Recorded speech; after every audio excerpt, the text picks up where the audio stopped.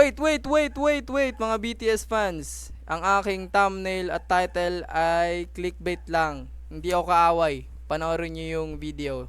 Sang-ayon ako. Okay, okay. Okay, okay, goods.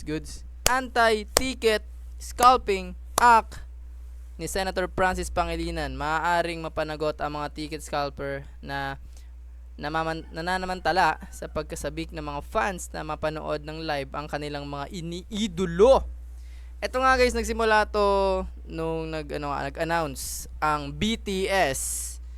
Syempre, sino bang hindi nakakilala sa BTS guys? Mas mga hindi nakakaalam, yung BTS ay Korean boy band. Tama, di ba? Alam ba sila? 1, 2, 3, 4, 5, 6, 7. 7 yung members. At ayun nga, ang nangyayari nga dito guys, katulad nga ng mga nangyayari pag may mga malalaki superstar dito sa Pilipinas na pumupunta, ay nagkakaroon nga ng nagkakaubusan ng ticket. At ang masama doon, okay lang naman magkaubusan ng ticket, normal naman. Pero ang masama kasi, yung na bumibili doon, hindi naman talaga mga fan. Kunyari, bibili sila ng marami, tapos ibebenta nila sa mas mahal na, yun nga yung mga scalper. Ayun nga guys. Scalpers reselling concert tickets for South Korean supergroup BTS at exorbitant prices prompted Senator Francis Pangilinan to call for the immediate passage of his proposed anti-scalping measure. So, syempre sa mga comment na naman dito, sabihin na naman nila, ano naman ginagawa niya sa Senado? Ano na naman yan? BTS. Hindi lang to sa specific na BTS na banda na to guys. Gustong mangyari dito ni Senator Francis Pangilinan ay sa lahat, pangkalahatan. Kung magkakaroon ng anti-ticket scalping act ay magdadalawang isip na siguro ang mga kupal na iyan So, ayun nga, ang sabi dito, penalties will be 100,000 or imprisonment for 6 months or both for the first offense.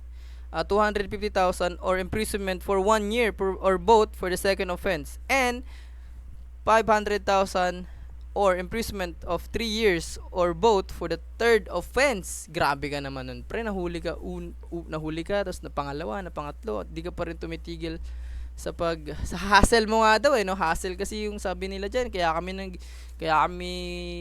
hassle lang to Lods, kaya nangi-scalp kami na kaya naging scalper kami ng ticket, hassle. Pero kakupalan yun. Saka ang masakit doon, hindi nabibili Kunyari pinag-ipunan nga ng mga fans na gusto nga nilang makita yung kanilang idol. Hindi lang yung BTS kunyari, alam mo yun, pinag-ipunan mo tapos di mo mabili kahit may pambili ka na kasi nagkaubusan na, tapos ang mga kumuha lang nun mga scalper lang na ibebenta sa napakalaking tubong lugaw. Kasi sobra na nga itong mga scalper, malala na talaga guys. Hindi naman ako concert goer, pero kung sakali man, 'di ba? Ayoko namang bumili ng ticket na sobrang mahal at tapos sa tao mo lang nabili na nangupa lang talaga. Kaya maganda 'to. Pero sa mga BTS fans, sana mapatupad 'to, aabot sa inyo. Hindi ko alam kung nagkabentahan na ba ng ticket. Sobrang hindi talaga ako updated dito. Kasi sabihin nila, ano naman pakialam natin sa BTS na sa mga concert na bla bla, nagkakagulo na Pilipinas.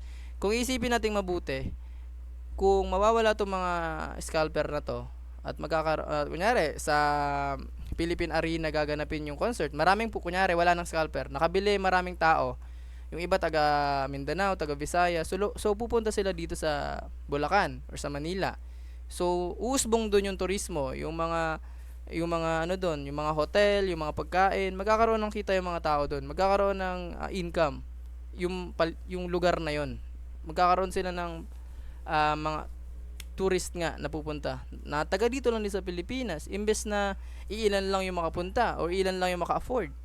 So makakatulong yun sa ekonomiya kung iisipin mo mabuti at huwag kang magpapadala sa kung ano sinasabi sa'yo lagi ng media at sa comment section sa Facebook. Magbasa at magkaroon ng critical thinking, huwag maging tupa guys.